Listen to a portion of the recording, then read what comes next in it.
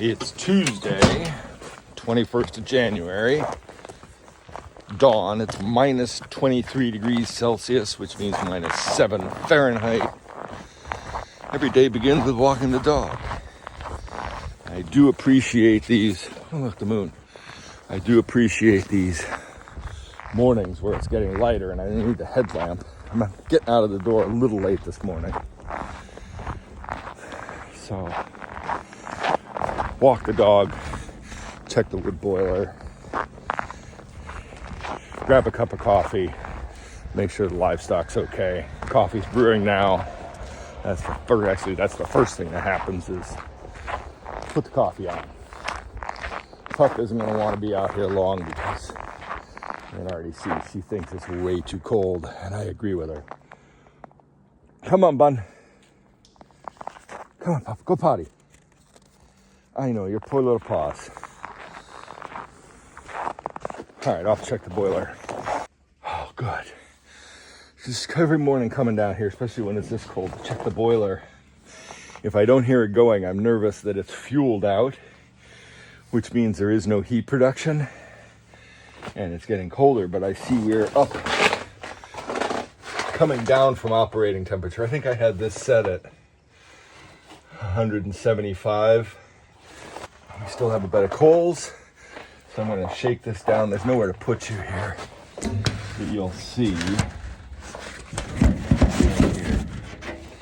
Turn on my headlamp. I'm happy that there is as many coals as are here. Wow, there's some chunks of wood. I'll throw what I got in the sled here.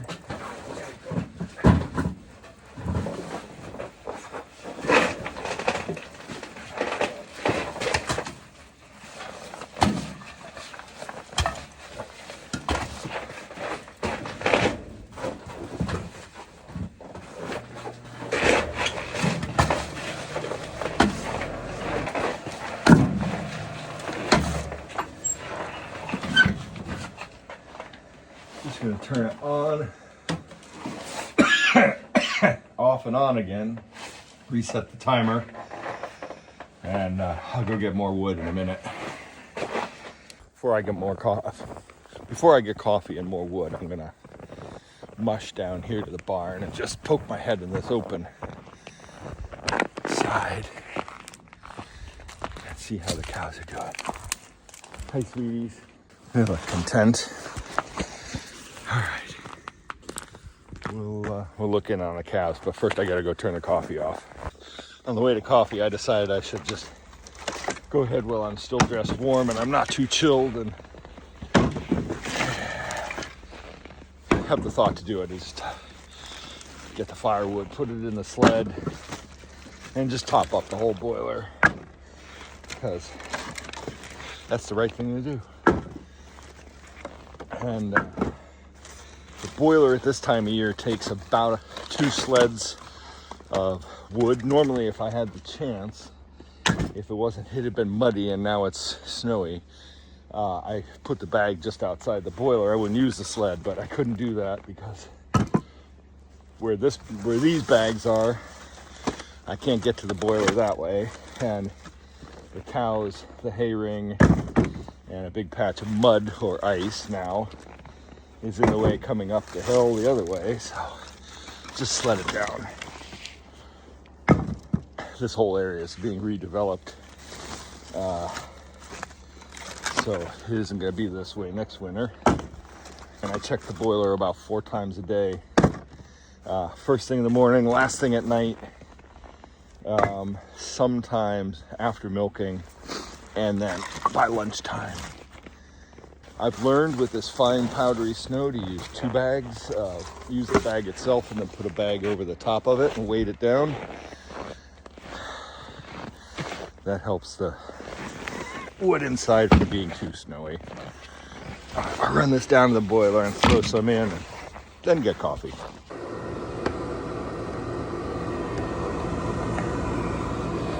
Boiler is now restocked, ready to heat until about lunchtime. And I found that cutting the pieces shorter, more like the Europeans do, works great. Don't get bridging, which is where the wood interlocks and burns out below it, and then the fire goes out. I'm just preemptively checking that the vacuum pump isn't frozen. It's working. It's this is a bad setup. We're on our spare tiny milking vacuum pump because the good one busted, and the bigger one that we bought isn't installed because we have to do major remodeling in the barn to create a heated space for it to go in. Okay, out here checking the calves. This is actually the second time I've been out here. I was out here earlier just to make sure they were fine. We're always worried about Mimsy, who's the youngest and smallest of the calves, but she usually beds in one of the huts with two of the calves who are just her seniors. Everybody looks fine. Eventually, calf barn's gonna go right in here. But anyway, we've been overwintering calves like this for years, so it works, and works for them. It sort of works for us. I'd much rather they be indoors. Anyway, next task is to bust up their water and get them some fresh, warm water. In a trough, I keep a axe here to chop through the ice. Give them a place to drink. I filled this up last night. Apparently they didn't drink any. So I've given them their grain. They'll eat that, and I guess I'll have to, at this temperature, I'll have to bust up the water trough several times today. Make sure they have access to water. I use a pitchfork to flush out the bigger chunks of ice. Sometime during milking, I will come back and top it up with some hot water to help thaw and warm up the trough. Have a quick look at the cows. I did check them not only when they were in the barn, but I came down and checked them with the ring. Looks like they got plenty of hay. Looks like they're all doing okay. I do want to bust up their water. How are we doing, ladies?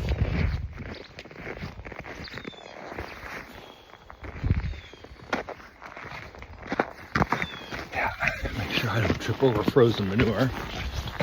And here I gotta come through the barn and pick out the manure. All right, this. Put the drip on so it drips in the barn water. We use these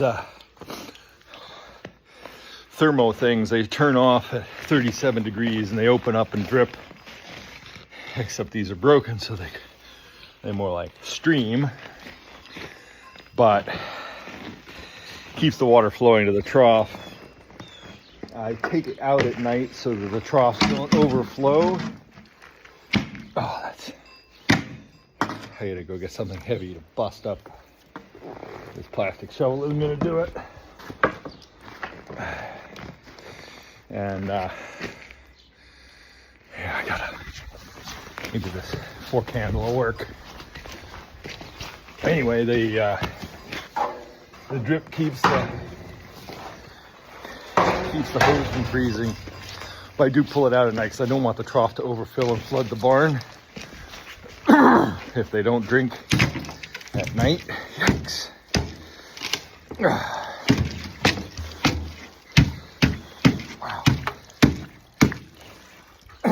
Not a lot of water in here. They drank some after I took the drip out last night at 10:30. There we go. Give them an open spot here. I'll use the fork to fish out the ice. They'll want to drink after milking.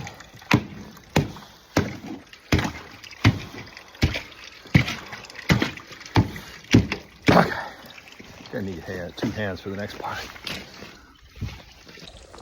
Okay, trough is free. Cows are in the sunny spot because it's a little bit warmer in the sun. I can see from here the boiler's going good. This area here is going to be new barn, and the parlor is going to be put back there. Dulcie's fully in the sun. We'll start getting these cows through here in a few minutes and start milking. Right now we've got 3 dry cows. Dulcie's going to be dried off, or Lana's going to be dried off in 10 days, the end of the month. And then shortly at the beginning, middle of February, we think Lottie's due. We're not sure. We're giving the cows 45-day rest period this year instead of 30, just because the silage wasn't great, and we just wanted to make sure they have good condition for their calves. We milk year-round, 7 days a week. So that means that every day we have something to do. At least once a day, usually twice a day. Right now, because it's winter and because our cows were all past peak lactation going into the winter, and the silage quality wasn't the best, I'm just kicking some spilled silage out of the way, we decided to drop down to once a day milking, to buy ourselves some time in the evening to do other things, and buy the cows a little body condition, because we lose, by doing once a day milking, we took a 40% loss in milk volume. But we can get away with that in the winter because all our milk goes into cheese. Cheese is made 3 times a week, Monday, Wednesday, and Friday. And so it just eases the pressure on, we make smaller batches of cheese, so we're not making big batches. We can make more aged cheese in the winter. That'll sell in the summer, that's good. And then we try and match the volume of cheese production to the volume of cheese sales, so we're not overdoing it. It being Tuesday today, that means the bulk tank for the milk. Tank's only 200 gallons. After it's drained into the vat to pasteurize and then make cheese, it is rinsed and given an initial wash. And then before milking, we wash it again and sanitize it. Hello. Hi. Who's gonna get steamy in here? Yes, very much so. So every day before we put milk in the vat, after a cheese making day, it gets re-washed and sanitized just for extra cleanliness. Like I said, it's only a 200-gallon vat, huh? And the law. Yeah. And best practice for law. And there's the inside of the agitator. Milk goes in there, it cools, it agitates to keep it stirred up and chilled in appropriate fashion. And this is a small room, so I will get out of Allison's way. Big dairies and modern dairies with budgets beyond our comprehension can afford a larger vat that is auto washing. You just set the timer, set the program, it does all the washing and draining and sanitizing on its own. We're using 1950s technology. So, look at that.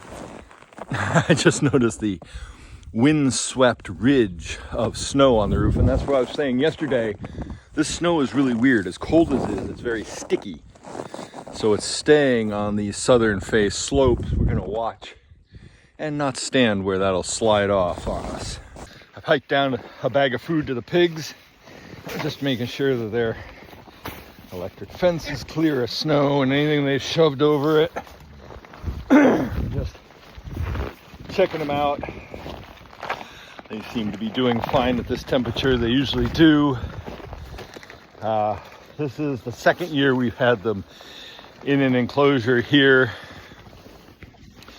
with their huts. Normally they're out in the forest, but because of some land use changes and some work that I need to do out where they would go typically next, and the idea is pig barn here and run them into sections.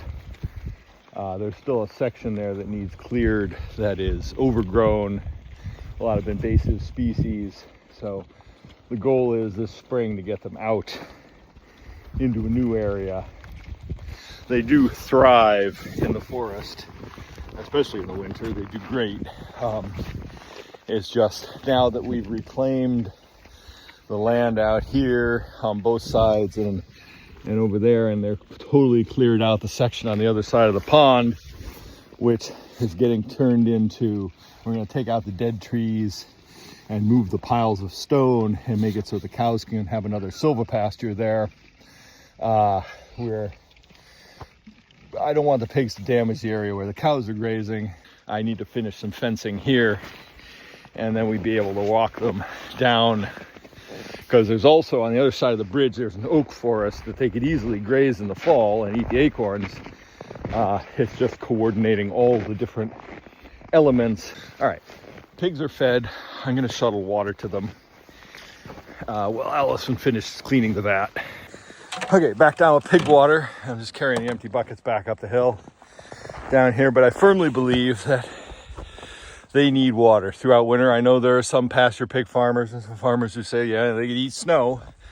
Problem is, and they do eat it, despite my giving them water, but it cools down their inner body temperature, so that they just need to fight to gain heat that much more.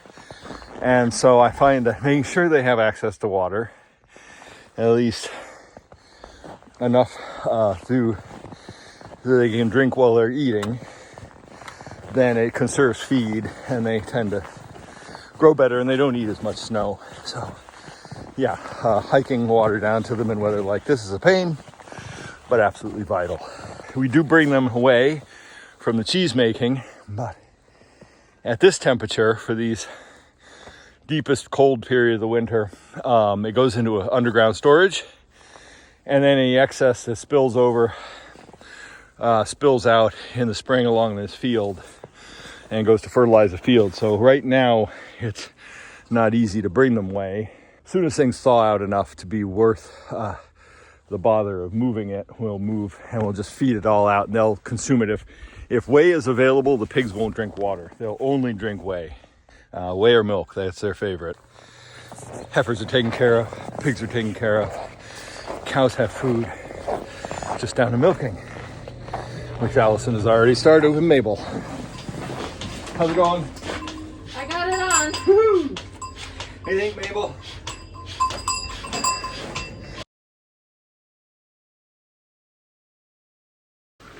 You'll see the halter on Luna, who we just found out is definitely pregnant, which is great. Halter on Luna, not for any reason other than she likes to bash Dulcie after she's done with her food.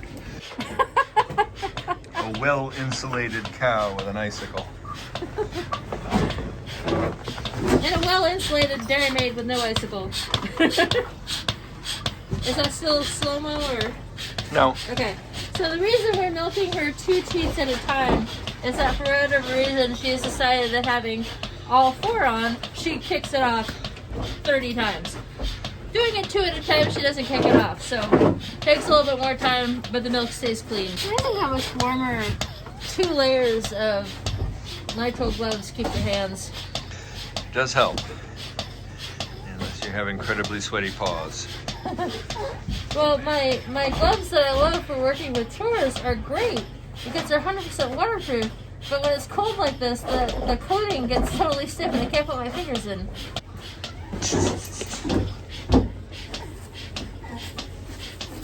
What are you doing? Silly cow.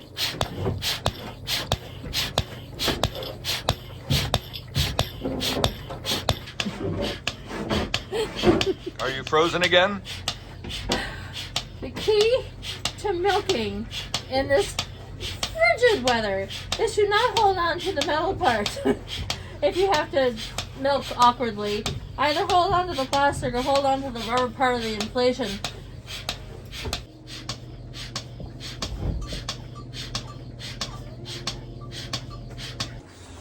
Dulcie What about is her? dry Oh. in her dry period, so we're not milking her, but we are bringing her in with Luna, her cohort mate, because we can only milk 2 cows at a time when we're milking both cows. So rather than rejigger their positions, they know when to come. They listen to the milk pump. They watch the cows coming in and out. So they come in pairs. So rather than mess with that right now, even though Dulcie's dry, she's in here. Plus we give her a little bit of grain just for a boost as she builds her calf in the final month of calf building. And then Luna, who won't give birth till later in the year, gets milked. Shall we let you out, Luna baby? Ah, sweet. Oh, there you go, sweetie. You want to give the camera a kiss, sweetheart? Mwah. Out you go, baby. Go on. Out, Luna. Drink for Libby. Libby only gets a half. Yep. Hello, Libby Bibbity.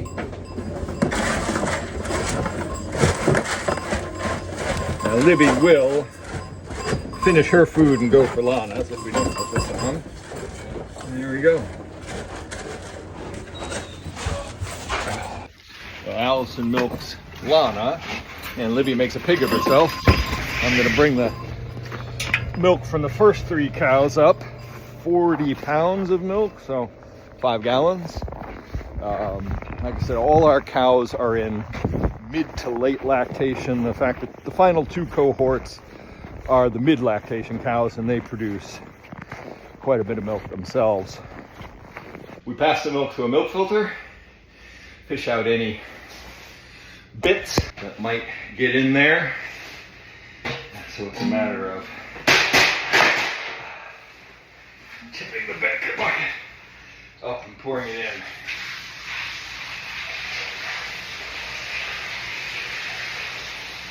But this morning we're saving milk for the house, so we pour it into a jug, unfiltered, and we use that in coffee and drinking, and for cereal and stuff. So, yeah, hang on, I gotta fill this without spilling.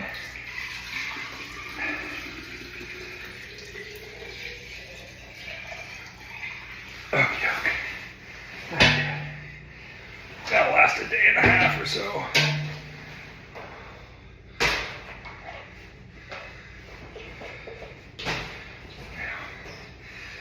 We know our cow's milk quality. We get it tested regularly. In fact, we just had the results back.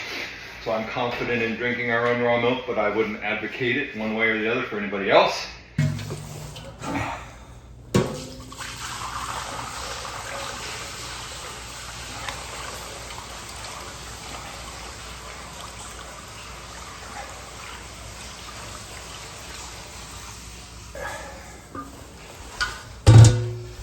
And the proof is in the pudding. There's a bit of milk residue trapped between the filter and the metal screen that's underneath there, but clean. So, confident in that milk.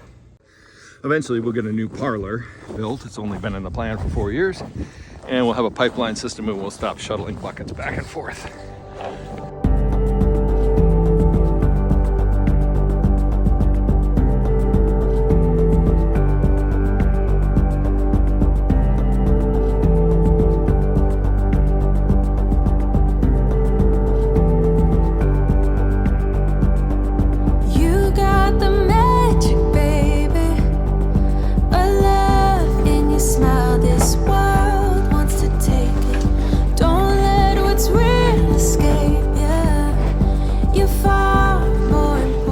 Allison is pre-dipping Dory's teats, and she's cleaned off anything that's on them with a dry cloth, and then the dip sanitizes as well as moisturizes the teat ends before we put the claw on. That dip will get cleaned off. We also use the green-lidded post-dip, which is supposed to be a winter formula, but at temperatures lower than freezing, it thickens and doesn't actually, it just gets too thick to put on practically, plus about 5 degrees below freezing, and the cows can get frostbite on their teats, especially if they're wet. So we don't do that on these super cold days. We don't post-dip them with the liquid dip. We use a powdered dip. That dry powder prevents the frostbite from happening if the teat's wet, and helps sanitize the teat until it seals up on its own. The coffee, which had been scorching hot when I brought it down a minute ago, is now what? Tepid at best. Still creating steam. I can't breathe now.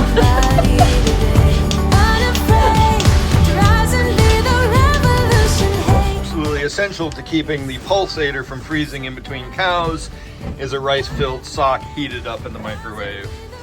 Just give it that little bit of warmth. Somebody today, unafraid to rise and be the revolution. Hey, everybody start with somebody today. Unafraid to rise and be the revolution. Still lower than 20 degrees Fahrenheit. Come on, wrap your arms around them and let them see that nothing can hold back love in you and me. Go on, wrap your arms around them and let them see that nothing can hold back love in you and me. And that's it, a wrap. A successful frigid temperature milking with very few problems, thankfully. So the last thing to do is I'll carry up the milk, Allison will clean the parlor, I'll make breakfast, Allison will wash the milking equipment. After I've done pouring the milk out, I am going to check the boiler one more time before we go in. I can't see whether it's doing anything from here, but just make sure the boiler's up to temperature, operating in this super cold weather. Somebody today, unafraid to rise